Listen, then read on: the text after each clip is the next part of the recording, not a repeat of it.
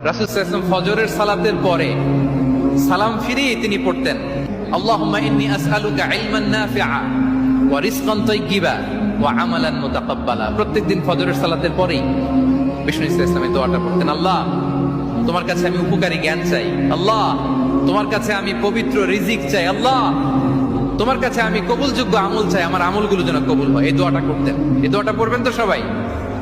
বিষ্ণু ইসলাম নিজে পড়তেন সকালবেলা, একেবারে দিনের শুরুতেই।